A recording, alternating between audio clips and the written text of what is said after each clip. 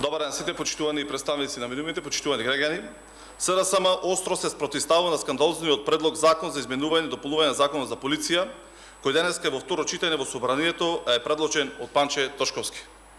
Ги повикуваме пратениците на ВМРО ДПМН да се освестат и да не гласаат, затоа што и тие ќе бидат следни на удар на системот што сега слепо го поддржуваат. Како што никој не беше поштен во времето на Груевски, така и сега Тошковски подготвува режим во кој секој што нема да слуша ќе биде уценет, притиснат и замолчен. Ги повикуваме Хелсинскиот комитет, Канцеларијата на Европската унија, ОПСЕ, невладините организации, странските амбасади, сите демократски држави и целата демократска јавност итно да реагираат на овие опасни и режимски политики. СДСМ алармира, ова е безбедносна, демократска и институционална криза во најава. Овој предлог закон не е ништо друго освен брутален обид за партизирање на полицијата и претварање на Министерство за внатрешни работи во партиска милиција под команда на Тошковски. Директен напад врз безбедносниот систем и институциите врз граѓаните.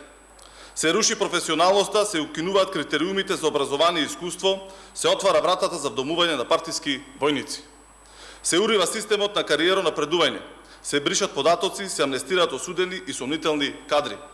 Ова не е реформа, ова е реставрација на груевизмот преку Панче Тошковски.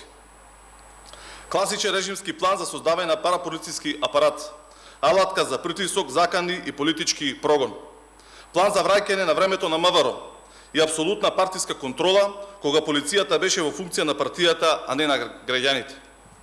Тошковски свесно ја уништува полицијата во време кога државата се соочува со сериозни безбедносни предизвици. Укинувањето на регионалните гранични центри е директен ризик за границите. Бришењето на полициски податоци и обид за прикривање, злоупотреба и криминал.